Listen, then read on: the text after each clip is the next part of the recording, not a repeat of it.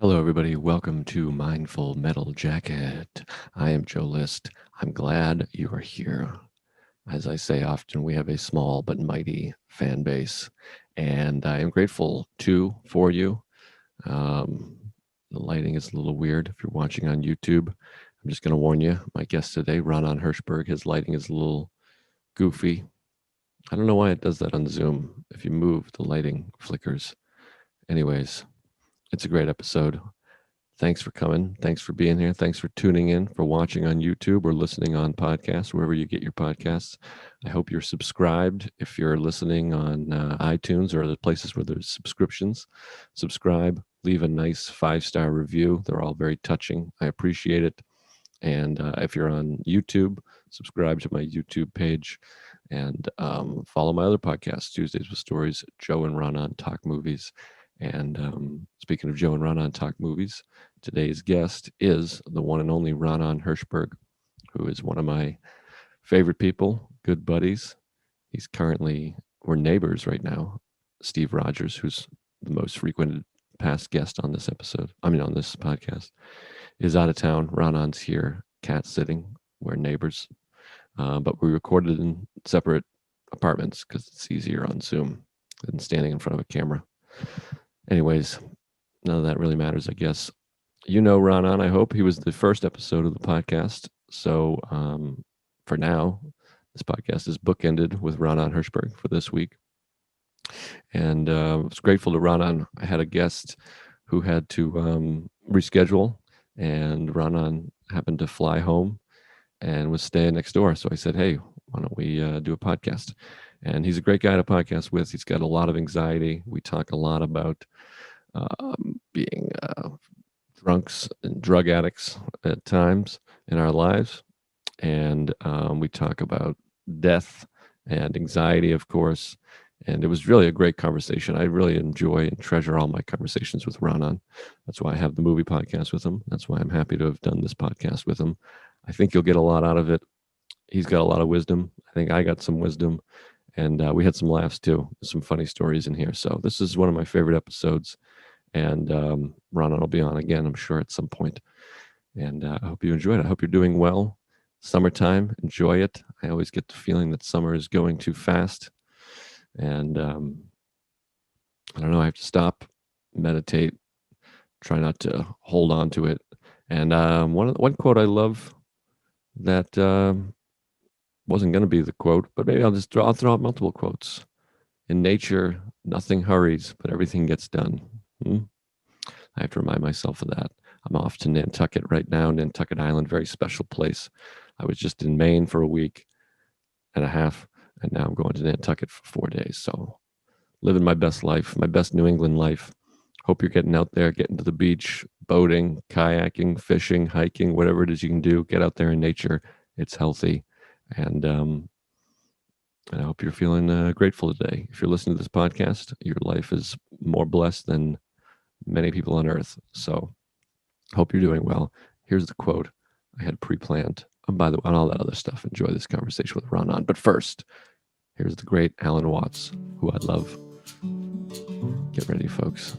You can follow Alan Watts. I almost said Warts, Freudian. Alan Watts.org on Instagram. Great stuff. From Alan Watts.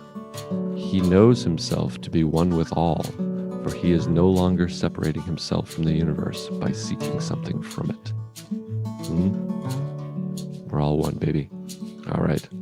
Enjoy this conversation with the one and only Raanan Hershberg. Farts.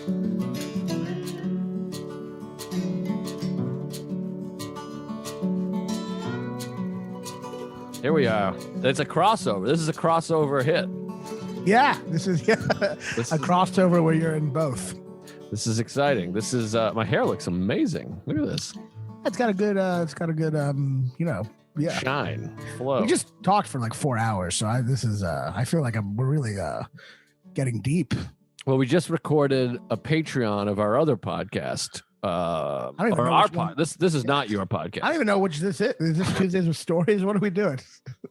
I got a lot of shows. This is Mindful Metal Jacket, and there's gonna be There's some people that are really upset to see you here. I mean, it's almost like a sketch. Wait, why?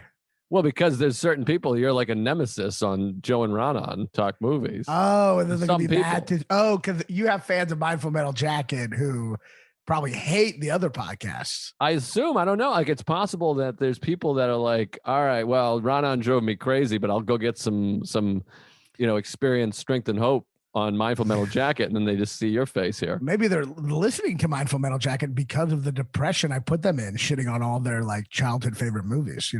It's possible. I mean, you've upset me, but this is historical. I was the first guest. Yeah, this is the first. If something happens, if I die, you'll be the last guest. Hopefully, I don't. Oh, but that would be nice symmetry. It's like how Mark Twain was born on Halley's Comet and died on Halley's Comet.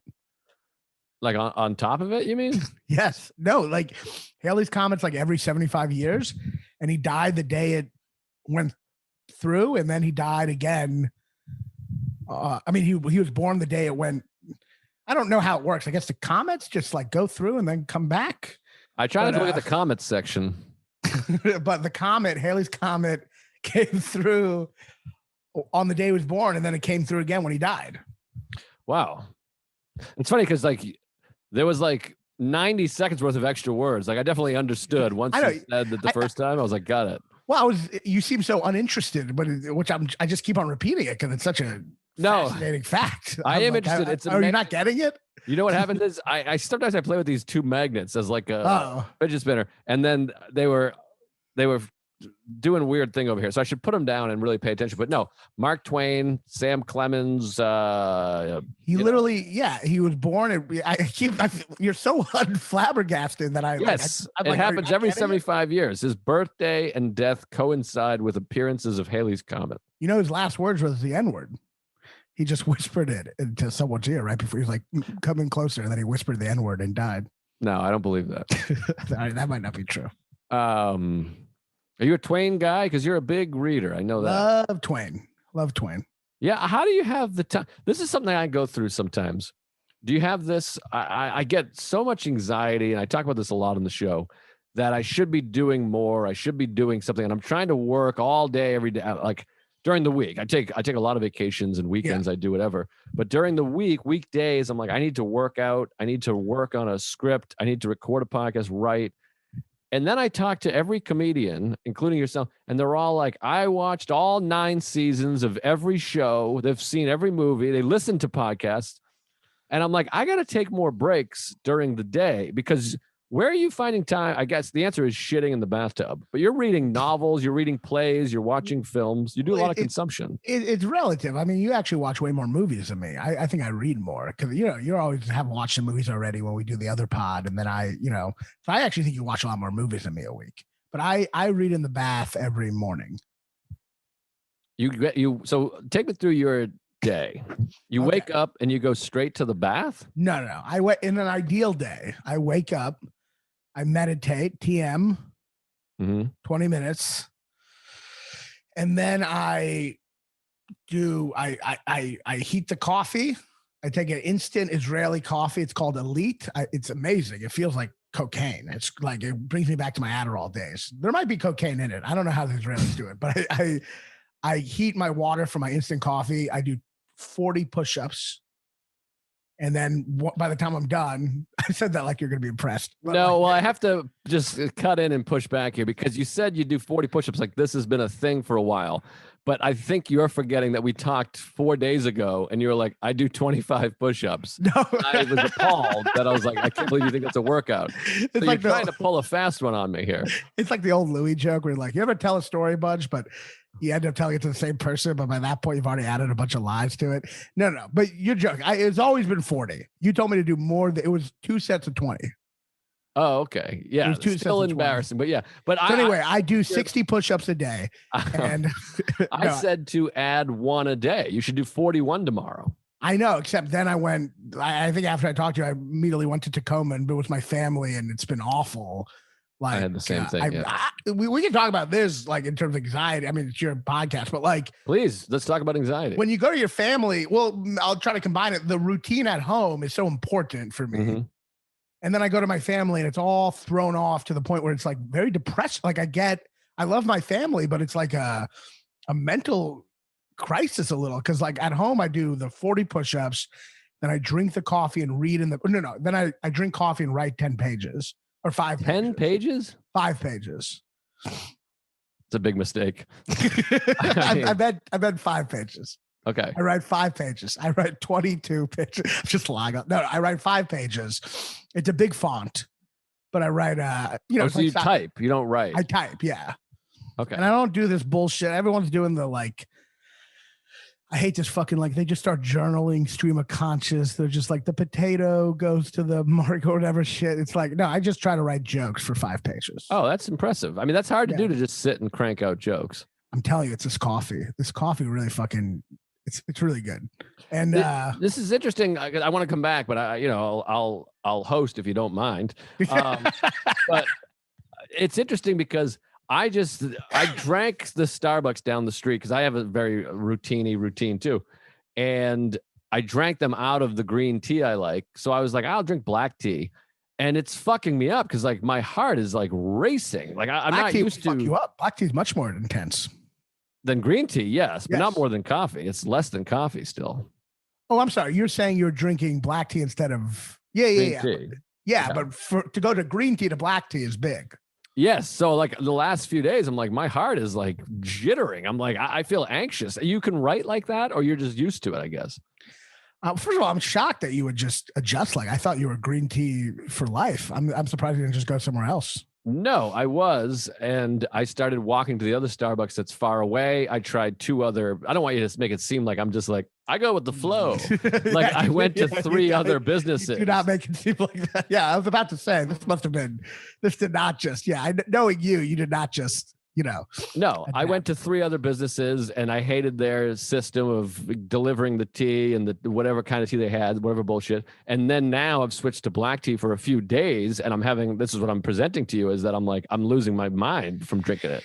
It's tough. I mean, I'll tell you a nightmare. When I was with Whitney this weekend, one night I was drinking, they had like decaf tea or herbal tea. And I was about to go on and I looked and I took the wrong bag. It was black tea. Oh, right Jesus. before I went on stage, which is a huge. I love talking to you because you know how like anyone else would be like but like how like I'm like my heart's like racing now. You know what I mean?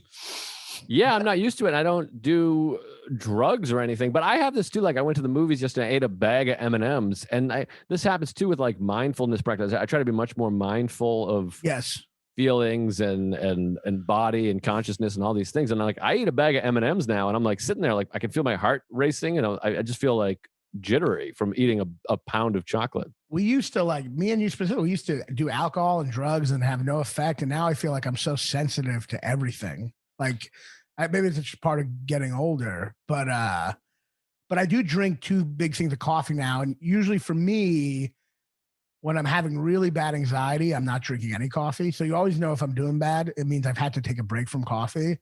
So I've actually so for me, when I drink 2 cups of coffee a day, it's a sign that I'm doing okay. Well, that's good. Yeah, I'm just like, I'm better at controlling anxiety now, or accepting anxiety, which in turn controls anxiety. But when I get jittery like that, the other thing I do with my routine, I like to get up, have my morning cup of tea, drink all of it before I eat anything, then eat. I usually have a meeting or something or do some writing, then go out and get another cup of tea. I take a break. But you can't have an extra cup of tea if you're drinking black tea. Then you're just no. completely psychotic. Might as well do fucking crystal meth at that point. Like, I feel like we're just 2 old Jews having a conversation now. I hope this is helpful to somebody. Well, it is like I really have pulled like such a 180 in my life. I was doing 90 milligrams of Adderall a day back in the day. Is that a lot of milligrams? I don't know. I've never taken Adderall ever. That's a lot. Like I was addicted. I accidentally did bath salts once. I did cocaine. And now it's like I've become such a square. I legitimately was worried I relapsed on kombucha the other day because like there's like a little bit of alcohol in it, and I think it gave me like a euphoric recall. Oh wow. So it's like I'm literally at the point where I'm worried I'm relapsing on like I don't even know what kombucha is. So it's like. I've definitely you definitely go the other way, but yeah, so I drink 2 cups of coffee now, and then I write, and then I work on a screenplay with my buddy, and then I read in the bath, and that's Oh, and I run too. I try to run, or I call it running, but it's on my exercise bike. Okay. Yeah, that's a good routine. So you're doing some work. I mean, do you have the thing that I have though, that you're like, yeah, I wrote, but nothing really came of it. I should be doing this other thing. I should be working on that. Or I'm writing a screenplay, but it's never going to go anywhere. Or I'm writing bits, but nothing. Do you criticize like that? I'm so self-critical. I feel like the neurotic, the definition of a neurotic is whatever choice you made, you feel like you've made the wrong choice. You just constantly look at the other lane you could have been on, you know? Yeah, I do that constantly. And I have to stop and be like, I've accomplished a lot of things. And I do this too, where we work at night. I have to remind myself that it's like 11:30 a.m. and I'm like, I'm not doing enough. I should be doing this. I should be doing that. And I'm like, I have 3 sets tonight and I'm recording a podcast at 5, whatever. Like today, you and I just did a bonus for our other podcast, Joe and Raanan Talk Movies. And then I'm recording this podcast and I still have a cellar spot. And I had an hour-long conversation with this actor that I'm collaborating with. And then I ran a meeting with people about mental health, thing, and did a bunch of other. I talked to my mother for a half hour. It's like there's plenty I'm doing. And I went to the gym and went for a run. Well, I feel like when other people have like 9 to 5s and they work in that time, and then the rest of the time they fucking play Xbox or tune out their wife or whatever. I feel like we just work all the time. We might not, you know what I mean? It's just to me, I'm just constantly feel like I'm working. But I've embraced it. I'm just like, to me, being a workaholic, I mean, maybe it's bad, but I try to and you've done a good job of like, you know how to take breaks and stuff, you know? Yeah, I'm not a workaholic. I'm like more of a worryholic because I just went to Maine for a week and I'm going to Nantucket tomorrow. But you work hard. You do 42 podcasts. You you work hard. You know? Yes, I do. Yeah, it's funny. Somebody called me lazy on like social media, and of course, everything wrong in life starts with social media now. Some guy was like, "You're fucking hilarious and talented. You're just lazy," and I'm like, "I'm not lazy. I am trying to balance my life. I'm just not a fucking maniac that is obsessed with content and success. I understand. I value different things." No, you do it right, and you're always like you figure out a way to be sustainable. So you don't have a mental health crisis. You know what I mean? Like a lot of people work so hard, but eventually they're going to have like a nervous breakdown and then they're going to have to stop working for like 2 years. You know what I mean? Like you're figuring out a way to be sustainable. I'm trying to, and from coming from that, because I used to be a fucking lunatic alcoholic who got no work done ever at all. Too.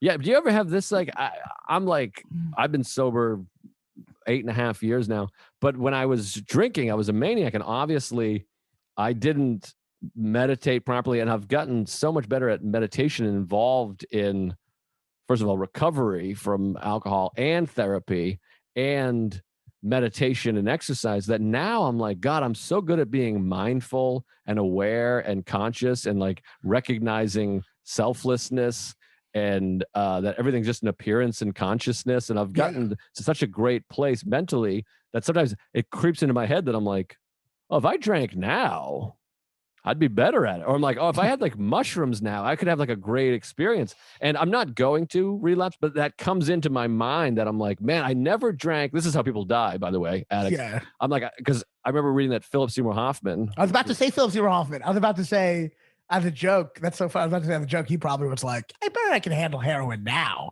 Well, he did. I've read a thing that he had said. Crazy how we both thought that at the same time? Well, we do. We did 3 podcasts right before this together. So, yeah. Okay. But we've talked about on the other podcast, which is a great podcast. Everybody check it out. That like he's the artist that's meant the most to me.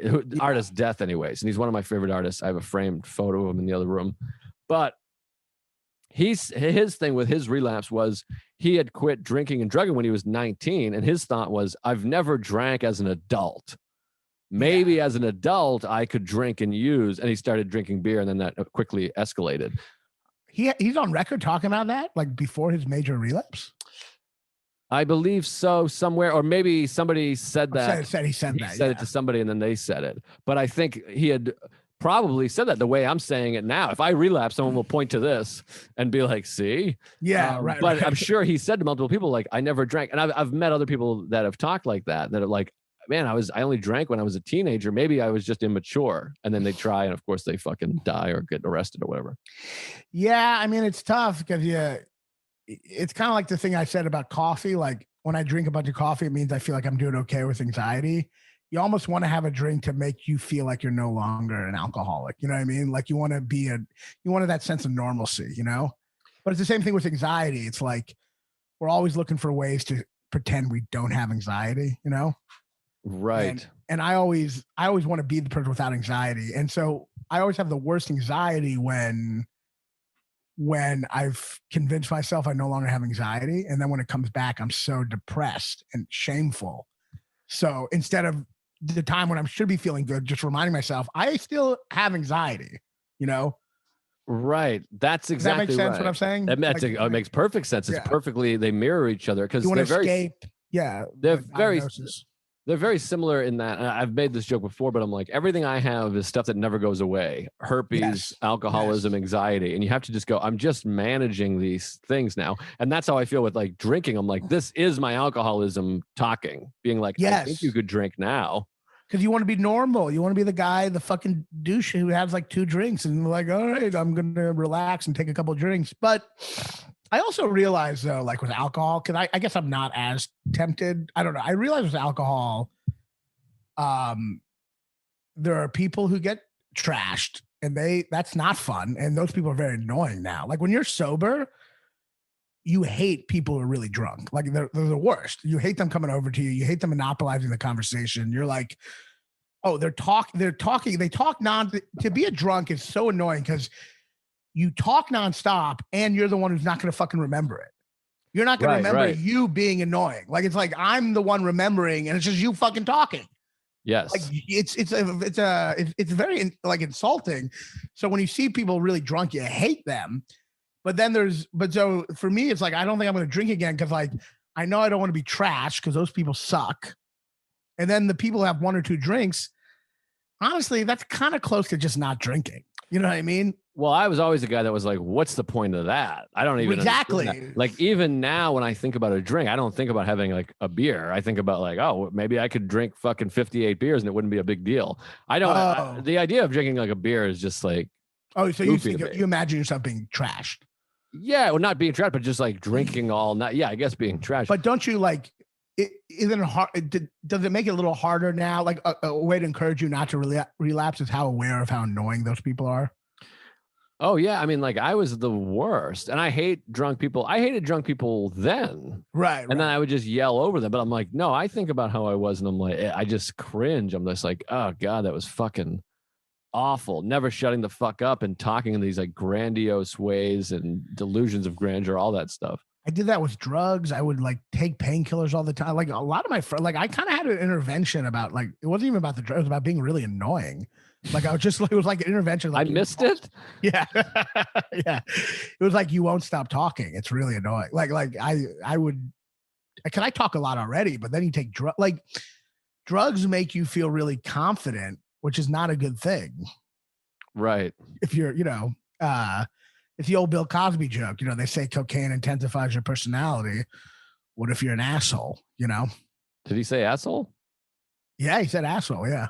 When did he Isn't it hilarious that this guy who's raped like every woman he's ever met, we're still at a place where like he cursed? He said I just don't know about it. When did he say? Was that a later bit? No, it's from himself. Oh, I didn't realize he says asshole in that. I can't remember. Yeah, he says asshole, yeah. I know. It's crazy. You really He really let me down. No, but there's a great thing I read the other day about like if I controlled my drinking, I didn't enjoy it. And if I enjoyed my drinking, I couldn't control it. Exactly. Either way, it sucks. There was a drunk guy who got kicked out of the show the other night. He was such a fucking piece of shit. I'm like walking back into the club and this is how much of an asshole he is. He goes up to me and he goes, "Hey man, you were great, Artie Lang." And then he just put his hand out. He insulted me and then asked me to like shake his hand upon the insult he said. I don't get the Artie Lang thing. I guess because like I know you. There's so many people you get to know somebody when somebody says they look or sound like them. You're like, what? Like I know Artie pretty well. I know you really well. And I'm like, I'm not picking up the Artie Lang. Well, I mean, You have round faces, I guess. I don't want to like be like an asshole, but it's a little insulting. I mean, like, first of all, he's now deformed. Like the fact that you're like like he's a pig man from the Twilight Zone. I mean, he's a great guy, but like the fact that he's a like, great guy. but the fact that like he's much fatter and he's like, I think he's distinguished himself from me at this point. Right. It's like if Jonah Hill was in a fire and he looked like Freddy Krueger and everyone's just like, hey, Jonah Hill to me. You know what I mean? Like, it's just like, you know. Well, I got two quick things. Remind me about Jonah Hill. But I show Sarah, it's like appalling. I get, for whatever reason, because I have glasses or whatever, my teeth, I get 3 a day photos being like, hey, is that Joe List? Or someone tags me.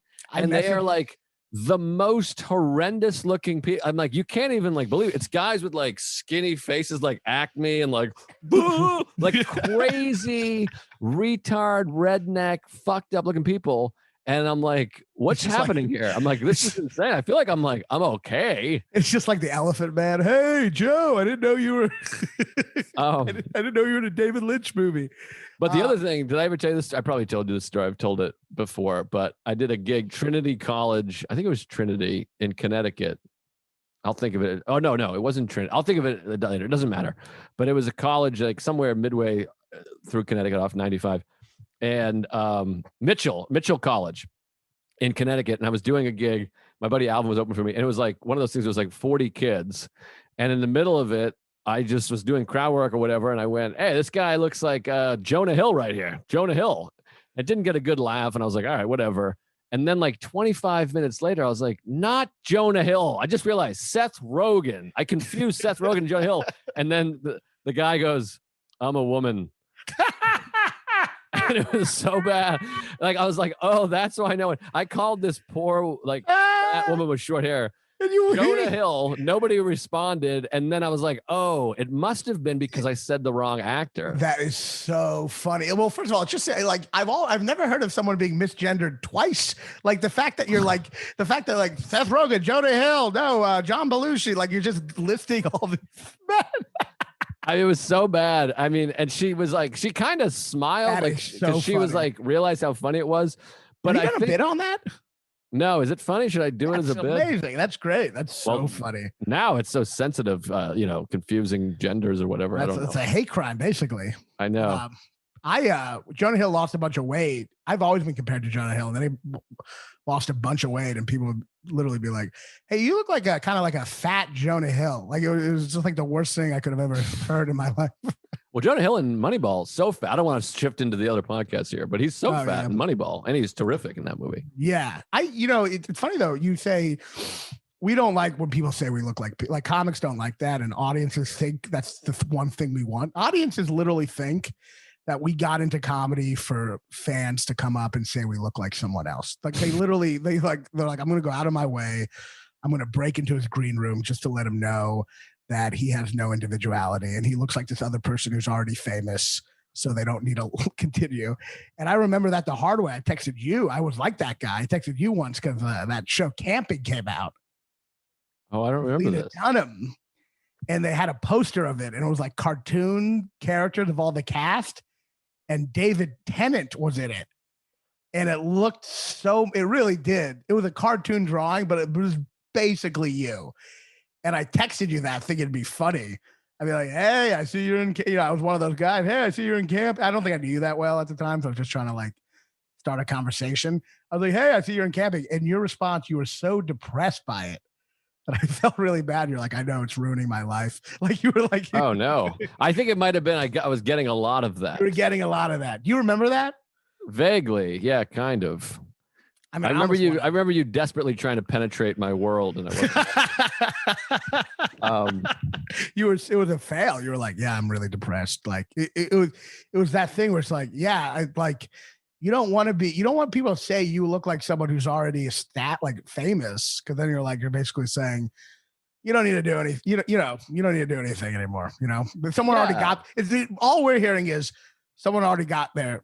before you. Yeah. I mean, I get young John Cusack a lot. And I'm like, I'll take it. I love Cusack. Are you hanging out at the School of the Blind? I don't know who's giving you the young John Cusack. No, young, I get it a lot. Young John Cusack, look at this. Oh, actually, I gotta see it now without the glasses. Without the forehead, the glasses, I don't know. But let's move on from this stuff. But it's all very but it does. It's amazing how many little things start on social media where you just read the littlest thing and then you're just like unraveling. It's the worst thing that ever happened to any of us. Oh, I wanted to talk about, I mean, I know you're the host, but I want to talk. You host, fuck it. The routine big shot when I go to my family's, because it was. Yes, we were talking about that. That's a good thing to talk about. Because I feel like the last time I did this pod, I feel like I had just come off, I was like in the middle of like, I was having a panic. It was like so raw. I was having a panic attack during it. It was like raw, but I feel much better these days. Do you remember that you were the first episode and I texted you and said, hey, you're the first episode, and you went, wow, starting off with a nobody. I'm not the good businessman. In my mind I was like, that was the best episode, I thought. And you had a good point. You were like, why not start with someone that's not completely unknown? But also the most famous person I had done an episode with at that point was Ari Shaffir, and right before the podcast came out, he fucking had the Kobe thing. So I had to be like, all right, I got to sit on this one for a while. Yeah, I mean, it's not like you're a bad businessman. That was just literally a last minute replacement, right? No, well, we released 4, and I did think I thought that was the best example of what the show is and was going to be. Well, also it's like, it was your show. You don't need to have, it was about you. You know, you don't need to have like, you don't need to have Alec Baldwin on the first one or whatever. But like, well, the show's not about me, but no, but I mean, like you already had like some fans who are trying to bring over. You know what I mean? I think so. I hope so. You know what this is? This show's a small show with very appreciative fans, which is great. And that, that can blow up at any time. But you just gotta, if you like doing it, it helps, But this time I feel like, you ever go to therapy and you feel like you don't have any issues to talk about that week, and it's kind of annoying. Like, yes, you wish you could just reschedule. Like, hey, I just don't have that much anxiety this week, and I'm feeling pretty good. Can we just reschedule? Otherwise, I'm just going to be making shit up. But then you get there, and 20 minutes in, you're like, my father molested me. Like, you realize you have all these problems. Yeah, no, your therapist is always like, okay, sure, try me. But no, I have had that, and there's times where I'm like, I think we're just friends. Like, I'm just kind of bullshitting with them. I know. But also, you can get in trouble that way, because what happens is you go in there feeling good, and it has like an adverse effect, because you do leave there being like upset about shit that you weren't upset about, which I don't always think is a positive. No, I mean, that's the thing about anxiety in general, is that like we live in this culture where it's all about like realizing your situation and being aware. And the bad thing is repression. The bad thing is Tony Soprano going, I don't have anxiety. But being over aware of something is also really bad. Like, to constantly think and talk about anxiety will make it keep on going. I mean, you got to have a balance between not fully repressed and not like talking about it all the time. Yeah, well, whatever you water grows, as they say. I mean, that's why it is like important to have gratitude lists and stuff and work on that kind of shit. But, and I was about to make a joke. That's why this podcast is a bad idea. It's just reminding you of your anxiety. But kind of what I was saying before, when I'm feeling really good, I tend to try to forget I even have anxiety. And then when I have my next anxiety thing, because it's cyclical, I feel that much worse, because I start to think I was completely better. And now I feel like that Pacino thing. I thought I was out and they sucked me back in. And it's like, it's that despair. It intensifies, which is why when you're feeling good, you still have to remind yourself you are a person with anxiety and talk about it and not try to escape that fact. Exactly. And again, same with alcoholism, is that it's easy to forget. That's why it's like you need a daily reprieve. But yeah, that is important. And I have that thing too, is that this is what my therapist helped me with, is I keep wanting to be cured, and there's no curing. It's only accepting and managing. And that's a mistake I made for years, because I would like count days with no anxiety. I'm like, I'd go to therapy being like, I was freaking out about my tooth. I hadn't thought about anything physical in like 2 days. And he's like, why are you keeping track?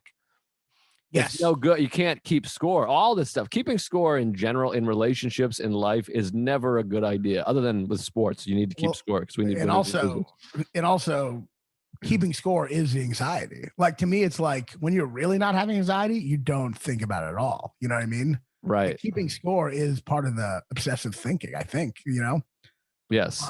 I don't know. Yeah, I think it's tough. Yeah, you'll never escape because we just want to feel normal. And there's a part of us that wishes like we just weren't born with this shit. You know what I mean? But we also like assume other people are more normal than us when they're not. Right. It's like I was talking about earlier, where I'm like, I feel like everyone else is working all day and I just can't get anything done. And then I talk to them and I'm like, I just watched season 9 of fucking This Old House or whatever. Dude, everyone is literally in the bathroom crying with a gun in their mouth. It's all like, it's like a fucking, life is an illusion. Like, it's like this illusion where we all try to like look like we're put together and we're not. And it sucks because I think it makes anxiety worse because we all think other people are more adjusted. And then we blame ourselves for our anxiety. You know what I mean? We're like, why are you having this? Why can't you be normal? And if we only just knew that none of us are normal. Yeah. And social media compounds that, of course, because everyone's like on a surfboard with the tits perfect. And then everyone's like, I got to kill myself because I got bad tits and they have good tits. Right. Exactly. And there's so many things too where it's like, people are so anxious they don't realize they have anxiety. Like I think pretty much everyone with anger management issues is literally someone who just cannot confront their anxiety. You know that's where mindfulness comes in, is like people, that's why I like Sam Harris's app, which I talk about all the time, Waking Up. It's like, it's literally called Waking Up. Is like most people go through myself included, for most of my life, go through their life like in a weird fucking dream. Like they're not aware. That's why mindfulness is so amazing, because like people don't even realize that like most of their problems are stuff they're just thinking. It's not even reality. It's thoughts are just thoughts, and they're in the past or future. In fact, if you're in the present, it's almost impossible to be anything but calm. Yes, exactly. And the answer is always, isn't it annoying that the answer, the answer is always, oh shit, fuck. Shit. God damn it. Can you hear me? That was perfect. Yes. Shit, fuck. Stupid fucking cat. I wish I could timestamp this. How do I timestamp? I got no clock. I mean, that was like a perfect clip. I said something so perfect, and then a cat dove through and knocked over your flowers or whatever. You ever heard of the French philosopher Montaigne? Ray LaMontagne, the singer? No, of course I haven't. Jesus. Well, I don't know. Is it obnoxious to be like, well, you know what Montaigne says? Like, well, what's annoying? No, this is how you say it. This is how you say it. There's a French philosopher named Montaigne that I like. And then I can cut and go, I know Montaigne. You go, oh, okay. Okay, that's not obnoxious to assume you don't know it. Well, you're not assuming. You're just talking about him. And then you give me the option to say I know him. Okay. Yeah, well, here's my thing. If you're going to talk about a philosopher, I don't need to whatever. But one time you were like, you ever see On the Waterfront? Like if it's film, let me assume and then be surprised if I haven't seen it. But a French philosopher, what am I, an asshole? I know Balzac. I know him. I don't know his work. I just know his name. Funny Balzac. He's a novelist, but yeah, I know he's a novelist. I even said it in a country tone. I'm like, he's a novelist. I'm a douchebag. For sure. Like, but okay, so what'd the French asshole say? He had the great quote about how like when I'm playing with my cat, who's to say I'm as much her plaything as she is mine? You know, like who's to say that she's not just thinking, oh, this is my toy I'm playing with? You know. You know, it's just the idea of like, yeah, looking at it from someone else's perspective, you know. A fun exercise I like to do is when you're walking, and this I got from Waking Up app too, is you walk, and I think most of us kind of walk as though we're moving through Earth, and Earth is still and you're walking through it. But you can also, just without much effort, experientially, you're still, and then like Earth is just moving right through you. Through your consciousness. And it's a fun activity because it just shows you that like it's all appearances and consciousness and experiential. That shit kind of freaks me out though. Montaigne also said one of the great things about anxiety, those who fear that they will suffer are already suffering in fear. Ooh, that's very good. That's a good one, right? But can I tell you I did TM today? Can I tell you this thought I had while I was doing TM that was like upsetting? Yes. I always love that you say, can I say this? As though I'm going to be like, no, we don't have time. No. I was doing TM and I just remember I was doing it on the way and I was like, oh, I'm going to do your podcast later. I was like, oh, I should remember this.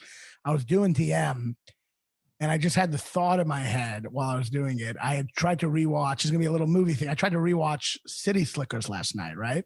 Mm-hmm. Have you ever heard of City Slickers? Best day of my life.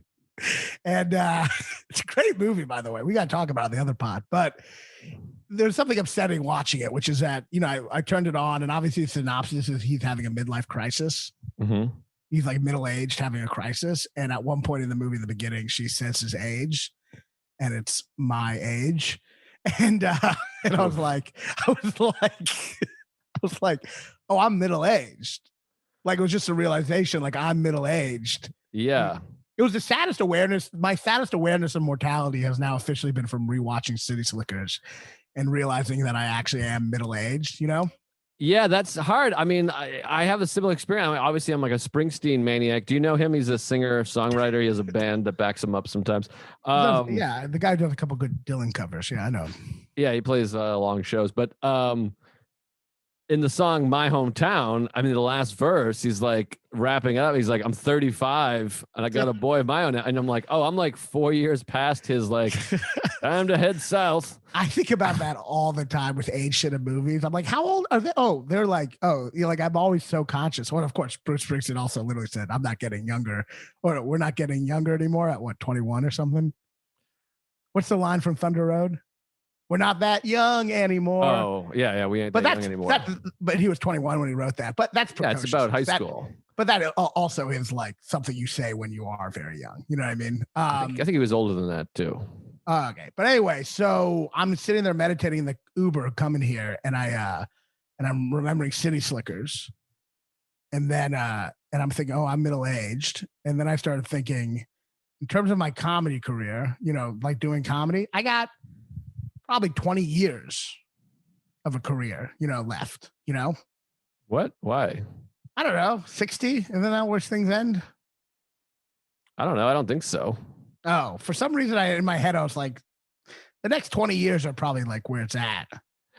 Yes, I think that, but you never know. I don't know. I mean, like, there's no fucking rules written, especially if you're writing. A lot of directors, filmmakers, writers do great stuff. Like 95. Yeah. Yeah. Right. And there's a lot of comics that are. But anyway, that was just a thought I had. And I was like, oh, 20 years. That's not that long. And then I just felt like I just had that feeling of being pushed towards my death. You know what I mean? You just feel like you're being pushed towards your death. And I'm sitting there. This is me meditating. This is me having meditation. I'm like, because sometimes if you look at life the wrong way, you feel like it's just a hand just pushing you towards the void. You know what I mean?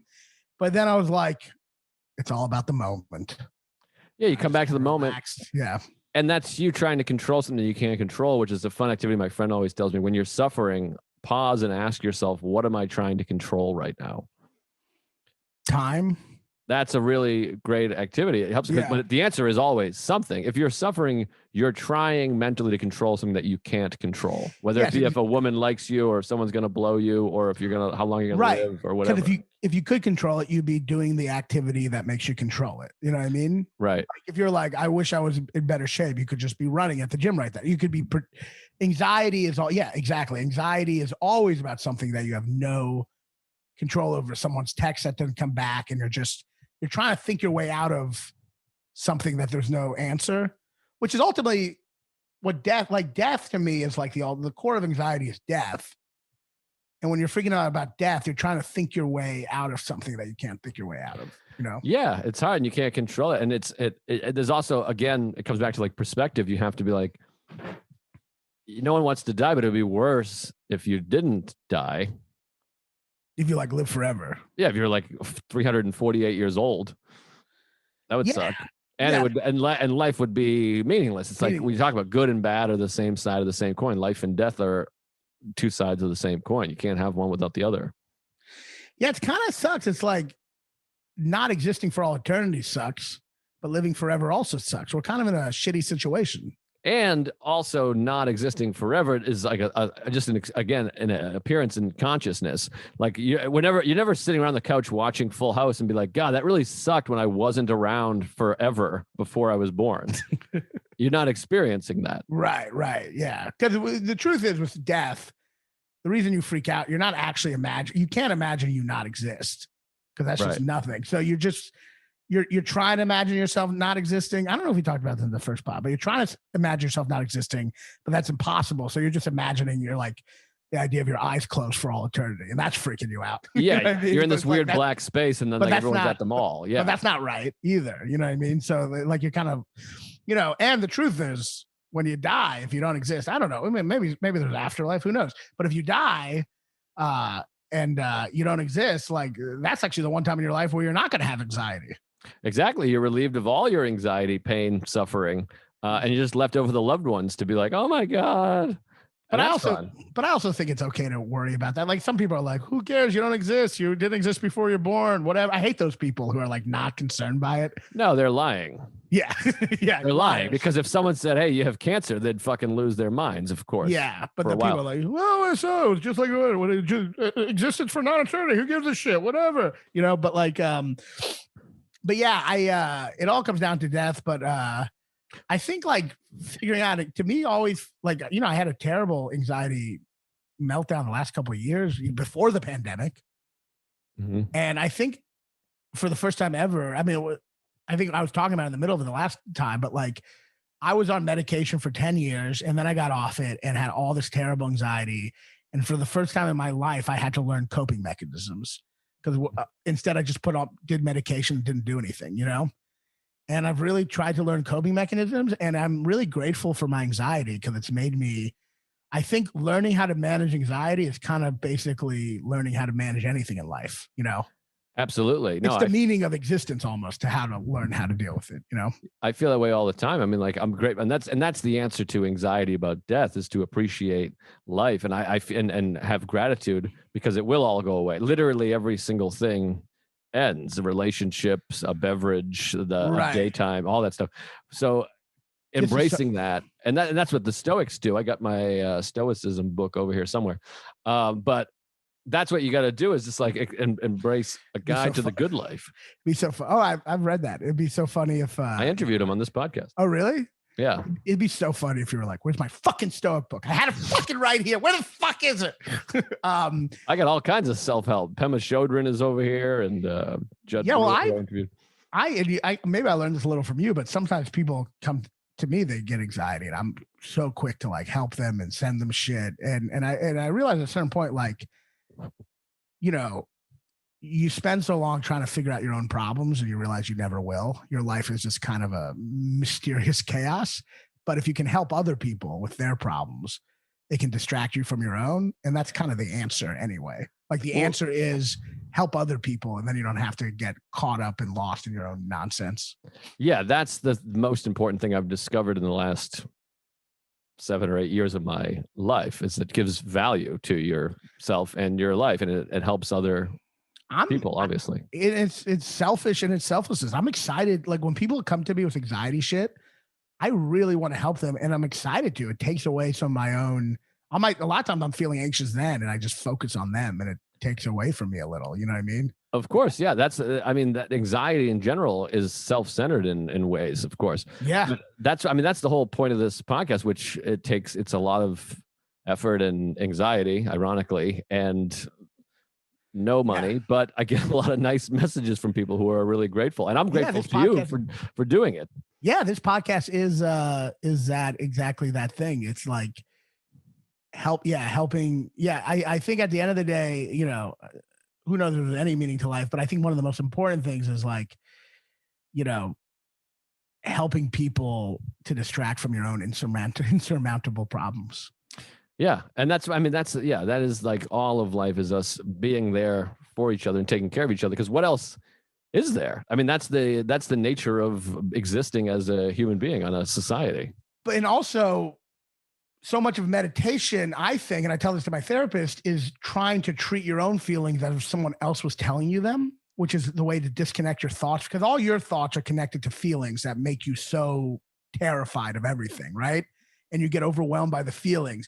So I'll freak out because, I texted something to Esty at the cellar and she didn't text me back, and I'm freaking out. And it's a thought, but nothing is good or bad, but thinking makes it so. It's nothing inherently bad. It's a thought. Have you heard of Shakespeare? That's from Hamlet. But it's a thought, but it's attached to these feelings that freak me out. But then I have to tell myself, imagine if Caitlin told me that happened, what would I tell to Caitlin? And I'd say, quit fucking worrying about it. It's not a big deal. You know what I mean? So in a way, I always try to, whenever I'm having really big problems, I try to imagine a friend telling me those problems and me having the perspective to realize it's not a big deal. We almost want to treat ourselves with the kind of like objectiveness we would treat a friend's problems with. Of course, yeah. That's something I say all the time, is be as kind to yourself as you would be to someone else. Which again, if my wife was like, "Yeah, I'm having a hard time writing," I would never be like, "Yeah, because you're a fucking piece of shit, you loser." Now sit down there and write. And the reason if you don't come up with anything funny, it's because you don't have it anymore and you lost it and you were always a hack. Yeah, imagine that's how we're talking to ourselves. I tried to do it as a bit. I did it for a bit as a while. It never worked. It is true. Like, I think mindfulness allows you to be aware of, because at first we don't even realize the mean thoughts we're saying to ourselves. Like, we do not. It's crazy. It's literally like we're literally calling us a fucking piece of shit loser. We don't even realize we're saying it. Yeah. And yeah, if we talk to other people that way, we would just be an insane. Like if my friend was just like, I was at my parents' house and I ate a bunch that weekend, and I'm just like, you fat piece of shit. No one will ever fuck you ever again. Yeah. I mean, I literally did this as a bit and it never worked. It was so frustrating to me because I thought it was hilarious, but that's funny. Yeah. Like, whatever. Yeah. So, you know, but also it's talking to your friend with, okay. I just knocked over my fucking audio thing here. I think it's okay. Do I sound the same? Yeah. You didn't even have a cat jump on you. No, I'm just an asshole. But, it's and I know you probably want to wrap this up, but like, yes.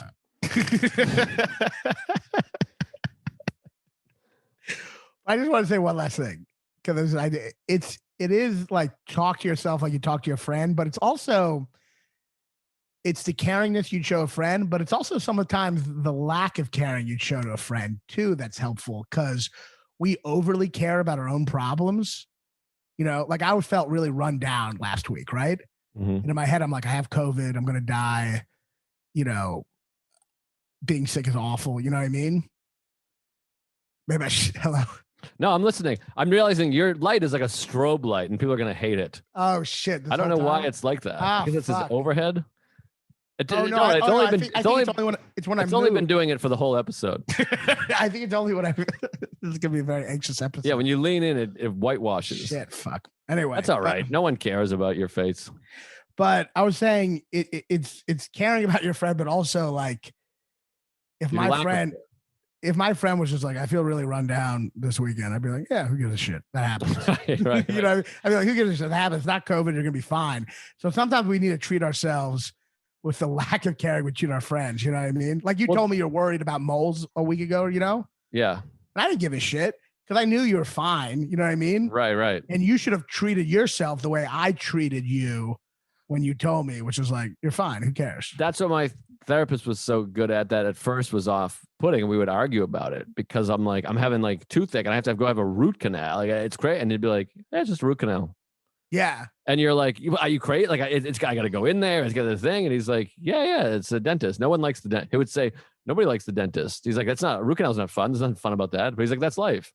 Because you know what the difference is? You're saying it, but with you, it's attached to all the feelings. And with him, when you think about your friend, you don't think about the feelings they're going through as much, which is good. You want to separate yourself from your emotions. That's part of meditation, separating yourself from your thoughts and your feelings and like looking at yourself objectively. So the way you look at a friend going, like you told me you're going to get a root canal, I'll be like, all right, Joe's getting a root canal. Right. You know, that's all I would say, you know, but for you, it's, I'm getting a root canal. Like, right. You know what I mean? And so sometimes it's good to look at you with the lack of empathy you'd have for a friend. Yeah, well, Mel Brooks said it. Mel Brooks said it the best. I mean, that Mel Brooks thing that I'm sure you've heard. Yeah, when he said, well, the audience might not know it, so if you just let me tell it. Yeah, say it. Where he said, you know, tragedy is I get a paper cut on my thumb. I call in my family and I call an ambulance and I put a Band-Aid and hydrogen peroxide and I'm thinking about it. I ice it and I'm holding it above my heart. And comedy is you're walking down the street, you fall in a manhole cover and die. What do I care? We got to treat ourselves like that. Yeah. Yeah. So next time for the listeners, whenever you're freaking out, just imagine your friend calling you and being like, I'm having a lot of anxiety, and how little you really give a shit. And that'll help you through it. Exactly. Well, I appreciate you did service for me. You helped me here because I had someone cancel last minute, and then you swooped in. Yeah. And I appreciate it. And for the folks at home that don't realize this, we're in the same building right now. We're just literally easier. across the hallway. Sarah won't let Jews in the house, so we so we had to come up with something fast. But I appreciate it. Plug some things. Plug our podcast. Oh yeah, well you could hear both of us on our other podcast. I'm not part of this podcast. But, Absolutely not. No. But it's called wait, what's it called? It's called Joe and Raanan Talk Movies, which we would have had a better name, but I just thought it was a one-off. I know we should change the name because we're having my name in it, which is so hard to spell. That's all right. Well, anyway, so come listen to Joe and Raanan Talk Movies to hear our takes on movies. And yeah, I'm all over the place. I don't know. Do I plug things? What do you plug? Yeah, plug. I don't know. I don't know. Anxiety or I plug my own shit, but you can plug whatever. Do I plug? I don't know. See me. I got dates on my Instagram and stuff. Solid. I got dates. I'm at Salt Lake City, July 30th and 31st.